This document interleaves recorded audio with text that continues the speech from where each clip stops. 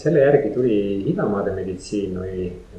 peaaegu jah, et siis seal juba niimoodi paralleelselt hakkas Idamaade meditsiin, et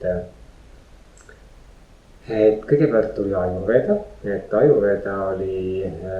võib-olla osad inimesed mäletavad veel, oli selline suur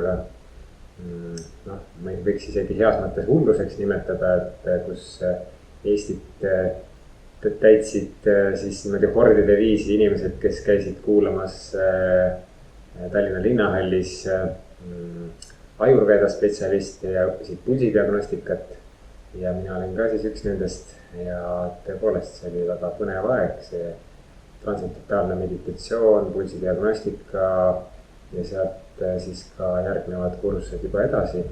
Et see oli jah, nagu sellise Idamaade meditsiiniga esimene kokkupuude või võib-olla, et nagu päris kõige esimene oli siiski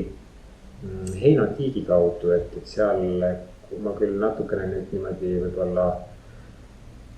ütlesin kuidagi nagu alavääristas natukene seda oma spordimassaaži kooli või kursust. Tegelikult oli seal ikkagi kõike ja ei saa nagu kuidagi öelda, et see oleks nagu halb iseenesest olnud, et ja seal ühe õpetajana oli ka siis Heino Tiik sees, kes siis nakatas meid nagu tõeliselt selle Idamaade meditsiini pisikuga. Ja tema loenguid oli küll seal vähe, aga siis me kõik paljundasime seal Hiina meditsiini raamatuid ja sealt sealt selle jätkuna siis Ajurveda järgi tegelikult tuligi Hiina meditsiin, kus ma päris pikale Hiina meditsiini ja natukene siis sellise šamanistliku alatooniga Hiina meditsiini rajale läksin üsna pikkadeks aastateks, et see kestsid võib-olla kuskilt circa niimoodi 10 aastat või sinna kanti. Ja sinna sisse jäi ka minu füsioteraapia õpingute aeg, kus ma tegin siis oma kursuse tööd ja niisugused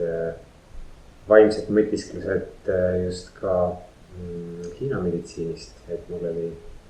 ka siis Tartu Ülikoolis oli väga tugev juhendaja selles mõttes, et ta oli kardiokirurgia osakonna juhataja ise ja lubas siis ka seal teha siis uurimustööd, et me siis tegime punktmassaaži ja saime päris häid tulemusi. Et ja sealt edasi see Hiina või Idamaade meditsiin jätkus niimoodi, et eks neid väikseid kursusi oli vahel palju, et aga niimoodi suuremas plaanis, et see oli nagu pikk aeg, kus Tai massaaži ja Tai meditsiini sai õpitud. Et see algas pihta siit Eestist väikeste kursustena ja siis üks minu õpilane ütles, et aga et kas sa nagu Tais ise oled käinud, et sel ajal nagu ei reisitud veel nii palju nagu praegu ja siis me otsustasimegi minna ja tema lõpuks ei saanudki tulla ja siis mina käisin siis sellel aastal ja siis käisin järgmisel aastal ja niimoodi siis 6 aastat järjest, et käisin igal aastal erinevates koolides õppimas ja tegin ka, et mul õnnestus siis ka Tais teha Tai massaaži õpetaja koolitus läbi, mida vist ei teagi, kas kellelgi seal Eestis on üldse, et see on siis päris selline suur tunnustus Tai poolt, et on luba õpetada Tai massaaži. Et ja siis sealt edasi tuli üks väga põnev Jaapani õpetaja Yasutaka ja tema siis õpetas jälle Jaapani meditsiini, et see oli küll algselt Zen-shiatsu või meridiaani-shiatsu kursusena, et aga see kätkes, see oli ka 3 aasta jooksul ja kätkes nagu märgatavalt rohkem kui ainult siis sellist shiatsu poolt, et seal oli siis nii see filosoofia pool kui toitumine kui siis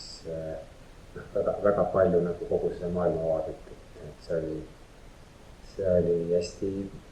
põnev seiklus selles mõttes. ja siis siin jah,